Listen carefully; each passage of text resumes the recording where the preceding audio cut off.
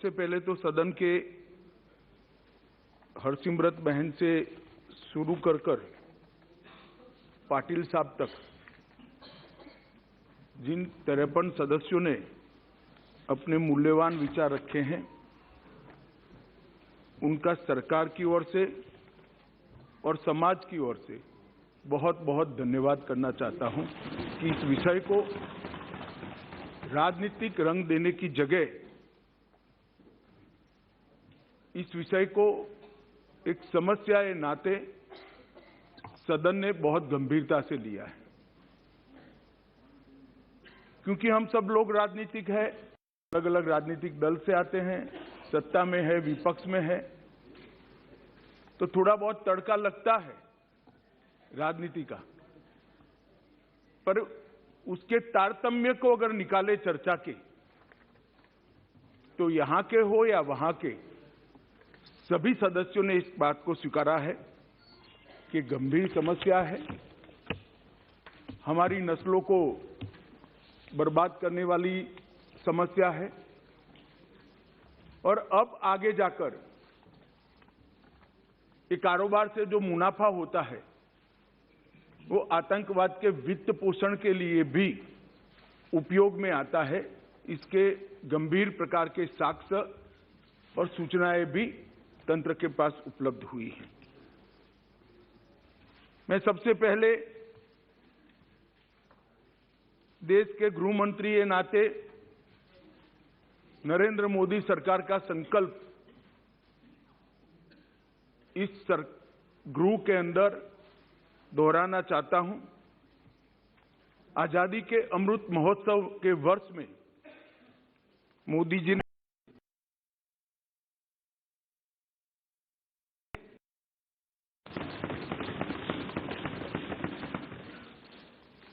और जब से सरकार बनी तब से गंभीरतापूर्वक इस दिशा में ढेर सारी कार्यवाही भी हुई। मैं सदन को फिर से एक बार आश्वस्त करना चाहता हूं कि नरेंद्र मोदी सरकार की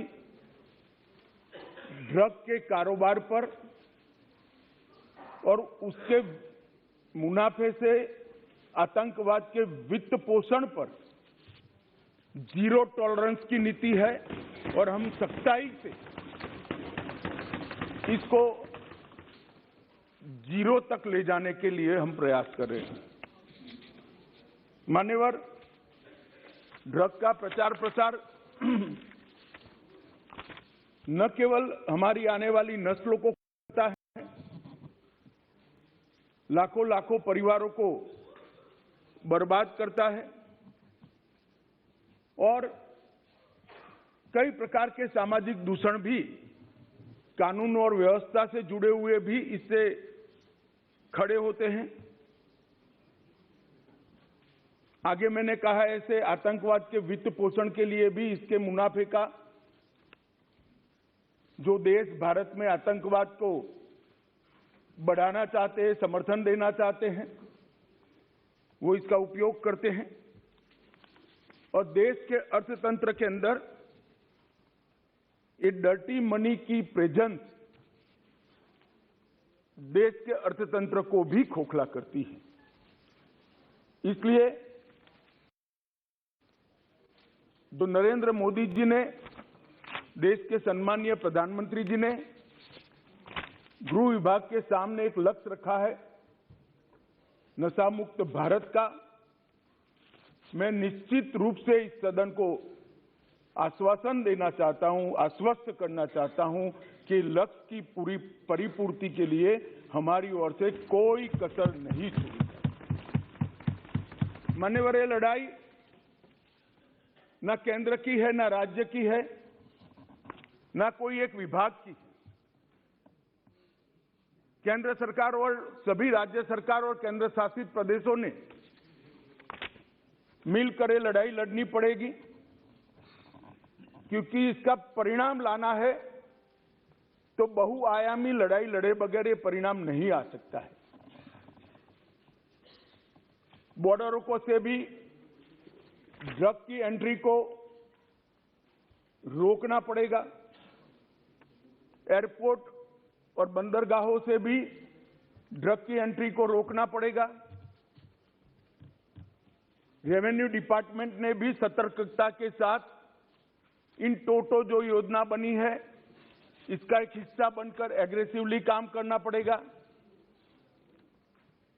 नारकोटिक्स कंट्रोल ब्यूरो और राज्य की एंटी नारकोटिक्स सारी एजेंसियों ने भी एक पर रहकर काम करना पड़ेगा।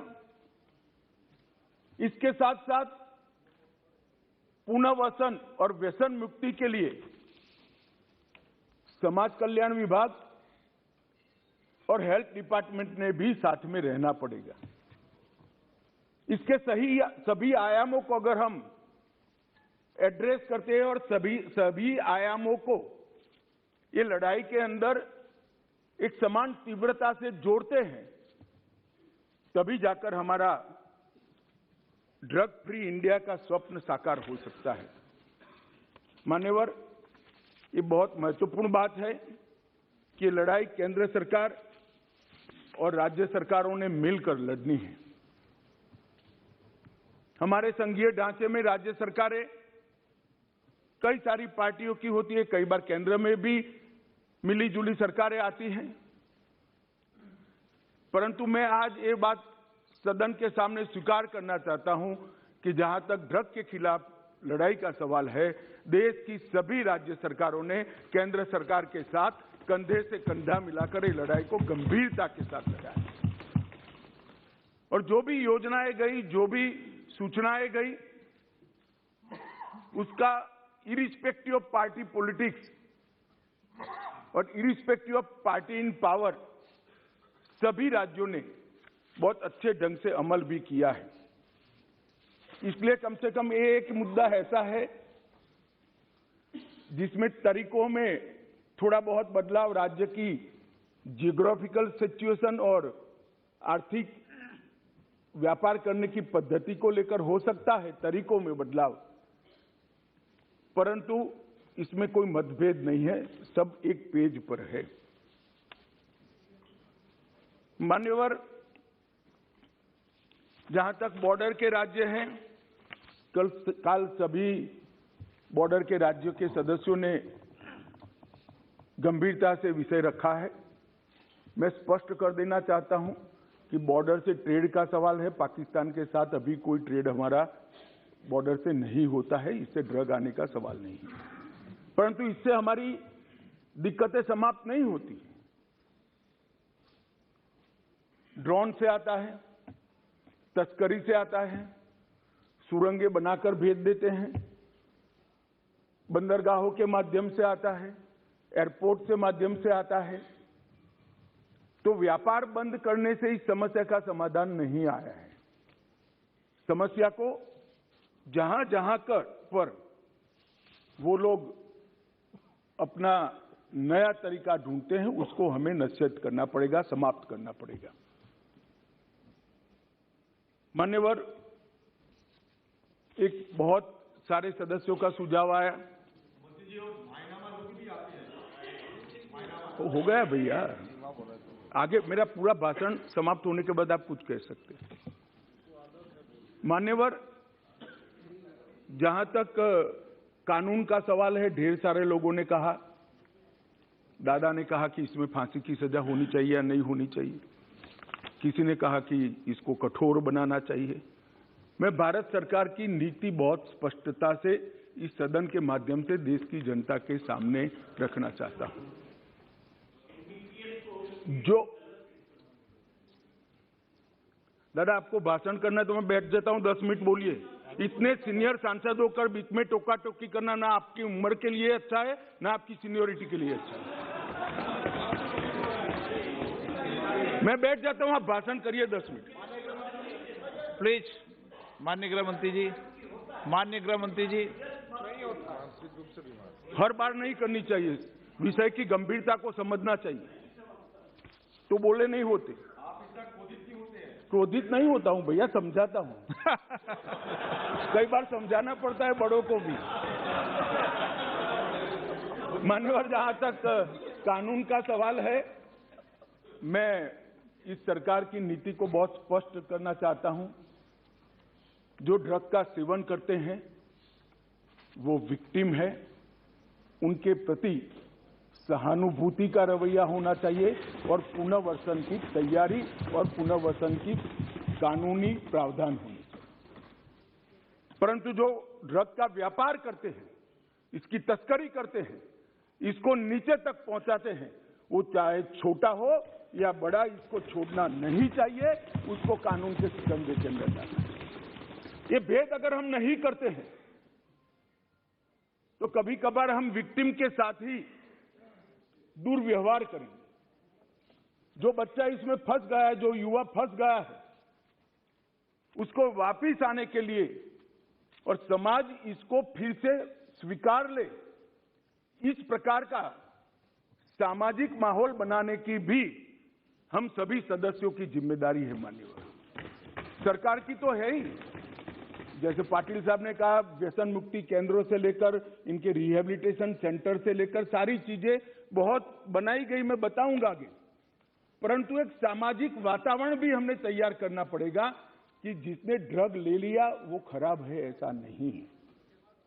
इसको फिर से समाज के अंदर पुनः प्रस्तापित सम्मान के साथ करने के लिए, एक सामाजिक माहौल बनाने के लिए भी सभी सांसदों ने साथ में मिलकर प्रयास करना पड़ेगा। मान्यवर, जहां तक ड्रग के कारोबार सख्ती का सवाल है, भारत सरकार ने विगत 3 सालों से ढेर सारे व्यवस्थाएं की हैं। सबसे बड़ा बदलाव हमने किया है, जैसे गृह मंत्रियों के सम्मेलन में भी मैंने आग्रह से किया था, इसके बाद सभी गृह मंत्रियों और डीजीपी के साथ वीडियो कॉन्फ्रेंस कर भी मैंने कहा था, किसी भी इन्वेस्टिगेशन को हम आइसोलेशन में नहीं देख सकते। ड्रग की किसी भी जब्ती को हम आइसोलेशन में नहीं देख सकते। एक जगह ड्रग की छोटी सी पुड़िया भी मिलती है तो वो इन्वेस्टिगेशन को, ये ड्रग कहां से आई, वो सरहद तक ले जाना पड़ेगा, तभी जाकर पूरा नेटवर्क ध्वस्त होगा। और अगर किसी बंदरगाह पर, एयरपोर्ट पर ड्रग पकड़ा गया तो वो ड्रग छोटे सी छोटी पान की दुकान पर कैसे जाना था, वो पूरे नेटवर्क का अगर हम जांच करते हैं तभी जाकर इस समस्या का समाधान होगा। मैंने सभी गृह मंत्रियों को यह भी कहा है, उसमें राज्य की भी सीमाएं आती है, कई बार अंतर्राज्य अंतर्देशीय सीमाएं भी आती हैं, अंतर्राज्य की सीमा भी आती हैं, सीमा के पार भी इसका इन्वेस्टिगेशन करना पड़ता है। उस वक्त एनसीबी और ऐसी एजेंसियां हैं जो एनसीबी पूरे देश भर में जांच कर सकती है और एनआईए विदेश में जाकर भी जांच कर सकती है। इसीलिए जब एनआईए का कानून हम लेकर आए तब उसमें ड्रग के कारोबार को हमने डाल दिया था। और मान्यवर, मैंने सभी राज्यों के मुख्यमंत्रियों को विनती किया था कि अगर आपके राज्य में कोई ऐसा केस है जिसके टॉप टू बॉटम और बॉटम टू टॉप इन्वेस्टिगेशन करते वक्त राज्य की सीमाएं लांघनी पड़ती है, तो आप निसंकोच एनसीबी की मदद ले सकते हैं। एनसीबी हरेक राज्य को मदद करने के लिए तैयार है और कटिबद्ध है। और अगर वो इन्वेस्टिगेशन देश की सरहदों के बाहर जाता है तो आप वो इन्वेस्टिगेशन के लिए एनआईए की भी मदद ले सकते हैं। एनआईए आपकी मदद करने के लिए तत्पर है। और मुझे आनंद है मान्यवर, लगभग 42 इन्वेस्टिगेशन राज्यों ने एनसीबी या एनआईए को दिए हैं और सफलतापूर्वक पूरे नेटवर्क को ध्वस्त करने के लिए आज तीनों एजेंसियां, राज्य की, एनआईए और एनसीबी आगे बढ़ रही है और इसके बहुत अच्छे परिणाम भी हमने मिले हैं। और राज्य के सहयोग से केंद्र का नारकोटिक्स के सामने लड़ने की गति भी दुगनी हुई है और उत्साह भी दुगना हुआ है। मान्यवर, एनसीबी और एनआईए को जो केस सौंपे गए, वो केसों को हमने राज्य की एजेंसियों को साथ में रखकर भी इन्वेस्टिगेट किया है। मान्यवर, अभी एक गोल्डन ट्रायंगल और गोल्डन क्रिसेंट का उल्लेख आया। मैं थोड़ा अप्रोच बदलने की बात करता हूं। एक गोल्डन ट्रायंगल जिसमें दक्षिण पूर्व एशिया के देश हैं, गोल्डन क्रिसेंट, ईरान, अफगानिस्तान और पाकिस्तान है। ये ड्रग के व्यापार को गोल्डन ट्रायंगल और गोल्डन क्रिसेंट नाम दिया है। मैं जब भी बैठक में इन क्षेत्रों का उपयोग, शब्द प्रयोग करता हूं, तब डेथ ट्रायंगल और डेथ क्रिसेंट कर ही करता हूं। ये मौत का व्यापार करने वाले, हो सकता है वो गोल्डन ट्रायंगल हो नशे के कारोबारियों के लिए, हमारे लिए नहीं होना चाहिए। और ये हमारे अप्रोच के अंदर बदलाव समग्र दुनिया के सामने बहुत बड़ा संदेश भेजेगा। मान्यवर, नारकोटिक्स के खिलाफ भारत सरकार के गृह विभाग ने जो लड़ाई, भारत सरकार के वित्त विभाग ने जो लड़ाई छेड़ी है, और इसमें समाज कल्याण विभाग और स्वास्थ्य विभाग हमारी मदद में है, इसमें हमने जीरो टॉलरेंस की नीति अपनाई है।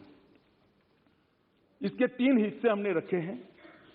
संस्थागत संरचना की मजबूती, जो इंस्टीट्यूशंस हैं इसको स्ट्रॉन्च करना, जवाबदेह करना और सतत मॉनिटरिंग से उसको अलर्ट रखना। सभी नार्को एजेंसियों का, जिसमें स्टेट की नार्को एजेंसी भी आती है मान्यवर, और केंद्र की भी सभी डिपार्टमेंट आते हैं, उनका सशक्तिकरण और समन्वय, उनको एम्पावर करना और सबके बीच में कोऑर्डिनेशन बनाना, और एक विस्तृत अभियान जागरूकता और पुनर्वसन के लिए हाथ में लेना। ये 3 विभागों में ये लड़ाई की संरचना गृह विभाग ने की है, क्योंकि मान्यवर ये सीमा रहित अपराध है। ये अपराध की कोई सीमा ही नहीं। कहीं से बैठकर कोई इसका व्यापार कर रहा है और बच्चे हमारे फंस रहे हैं, पीढ़ी नस्लें हमारी बर्बाद हो रही। तो जब तक कोऑपरेशन, कोऑर्डिनेशन और कोलैबोरेशन नहीं होता है, हम इस लड़ाई को जीत नहीं सकते हैं। तो 3 स्तर पर, त्रिसूत्रीय फॉर्मूला पर हम आगे बढ़े हैं, और ये तीनों सूत्रों पर होल ऑफ गवर्नमेंट अप्रोच से आगे बढ़े हैं। ये किसी एक डिपार्टमेंट की लड़ाई नहीं है, किसी एक सरकार की नहीं है। राज्य सरकार हो या केंद्र सरकार, उसके सभी डिपार्टमेंट ने साथ मिलकर और देश की सभी सरकारों ने साथ में मिलकर ये लड़ाई को लड़नी है। मान्यवर, हमने जो प्रमुख इनिशिएटिव लिए हैं, इसमें संस्थागत संरचना की मजबूती के लिए मैं बात करना चाहूंगा। 2019 में हमने 4 स्तरीय एनकोड की स्थापना की है। एक शीर्ष स्तरीय एनकोड है, इसके बाद में एग्जीक्यूटिव कार्यकारी स्तर एनकोड समिति है, उसके बाद में राज्य स्तरीय एनकोड समिति बनी है, और इसके बाद में जिला स्तरीय एनकोड समिति बनी है। तो जिला से लेकर केंद्र तक ये एनकोड समितियों के माध्यम से एक समन्वय स्थापित किया है, और केंद्र में भी नीति निर्धारण करने वाले लोग और एग्जीक्यूशन करने वाले लोग, इसके लिए भी शीर्ष स्तरीय कमेटी और कार्यकारी समिति, इस प्रकार के 2 हिस्से हमने किए हैं।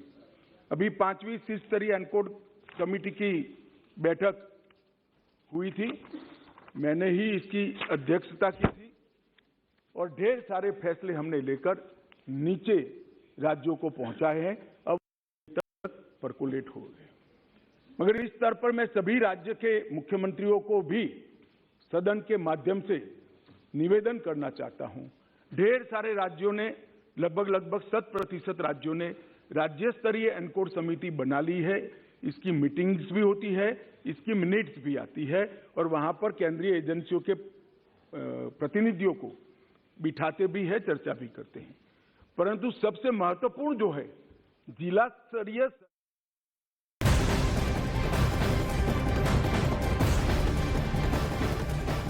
हरियाणा के राज्यपाल ने शादी के लिए धर्मांतरण पर रोक लगाने वाले कानून को मंजूरी देते हुए नोटिफिकेशन जारी कर दी, जिसके मुताबिक जबरन धर्म परिवर्तन कराने पर 10 साल की सजा होगी। इसके अलावा 5 लाख रुपए तक के जुर्माने का प्रावधान भी है, जबकि मर्जी से धर्म परिवर्तन करने के लिए डीएम के पास आवेदन देना होगा। मेरा जो विश्वास है वो यहाँ से बदल रहा है, मेरा विश्वास दूसरी साइड में ठीक है वो करें, हमारे यहाँ तो कभी रोक रही भी नहीं इस प्रकार की। राज्यपाल की